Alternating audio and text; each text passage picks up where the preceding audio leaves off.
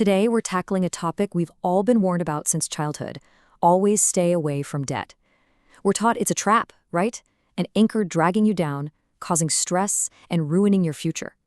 But what if I told you that this so-called golden rule of personal finance is actually the exact thing holding you back? There is a massive contradiction playing out in the global economy right now, and we're going to break it all down in this explainer. Think about it. If debt is truly that dangerous, why on earth do the richest people and the biggest companies in the world use it so heavily? Why do billionaires like Jeff Bezos take out massive loans instead of just spending their own cash? Or what about a giant like Apple? They have literal mountains of cash in the bank, yet they still hold over $100 billion in debt. Why? Don't worry, we are going to decode the exact playbook of the top 1%, step by step, so you can completely shift your financial mindset. We'll be looking at the big debt lie, the difference between good and bad debt, the true power of leverage, the infamous buy, borrow, die strategy, the corporate play, and finally, how to build your new mindset. Let's jump right into part 1, the big debt lie. You see, there are two entirely different financial playbooks running in the world today. On one hand, the middle class uses debt as a consumer trap. They use it to buy things that make them look rich right now, like luxury cars, designer clothes, or expensive vacations. But the wealthy? They don't see debt as a liability at all. To them, it's a tool, it's a financial superpower, and a leverage mechanism that they use to build massive generational wealth and legally bypass the tax system. That brings us to part 2, good versus bad debt. To really grasp this wealthy mindset, we have to look at the contrast, because not all debt is created equal. Bad debt literally destroys your wealth. This is money borrowed at high interest rates to buy depreciating assets, like putting the latest iPhone on a credit card. Its value drops the second you open the box. You are essentially sacrificing tomorrow's income for today's comfort. Good debt, on the other hand, builds wealth. This is money borrowed at a low interest rate and put into assets that appreciate in value or generate cash flow. If you borrow money at 5% to buy a rental property that yields a 9% return, you're pocketing a 4% profit on money that wasn't even yours to begin with. So how does that scale? Let's look at part 3, the power of leverage. This is the single most powerful concept separating the middle class from the ultra-wealthy. It's called OPM, other people's money. It simply means strategically using borrowed capital to multiply your investment potential and fast-track your wealth growth. This is the real magic of financial leverage. Let's break down the math so it's super easy to visualize. Imagine right now you have exactly $100,000 in cash sitting in your bank account. Hold that number in your head for a second. In scenario A, you play it safe. You take that entire 100 grand and buy one property in cash. Over a few years, it appreciates by 10%, giving you a $10,000 profit. Not bad, right? But in scenario B, which is the wealthy playbook, you take that same $100,000 and use it to put a 20% down payment on 5 different properties. The bank finances the rest. Suddenly, you are controlling $500,000 worth of real estate. If those 5 properties appreciate by that exact same 10%, your portfolio just grew by $50,000. By using debt strategically, you've multiplied your returns 5 times over using the exact same amount of your own cash.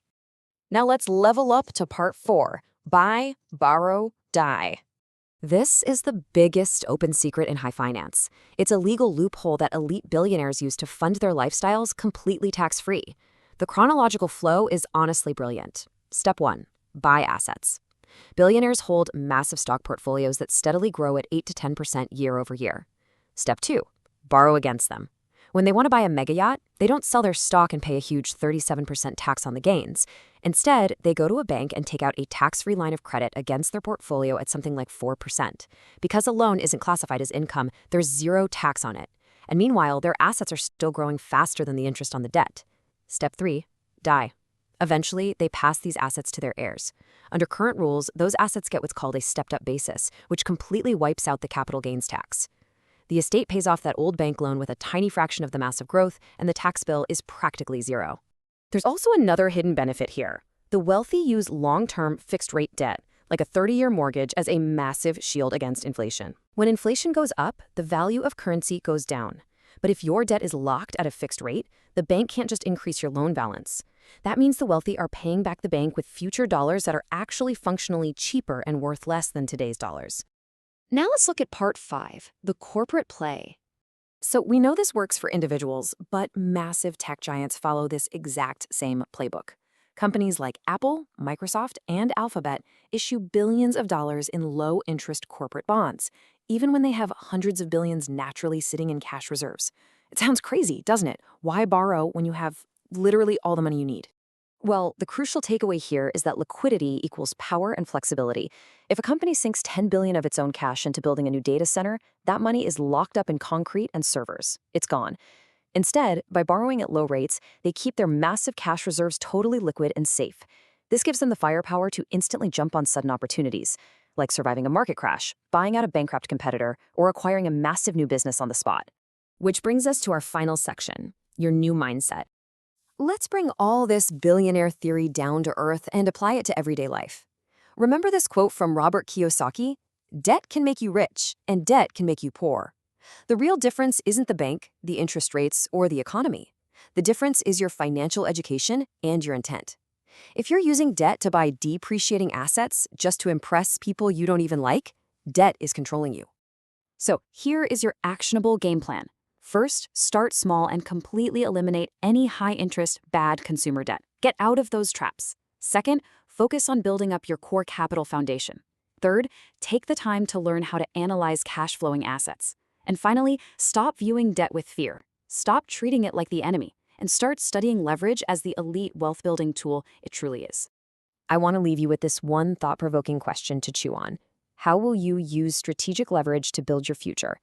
Think about it, and definitely drop your strategies and thoughts in the comments below. Thank you so much for joining me in this explainer. Keep learning, keep growing, and I'll see you next time.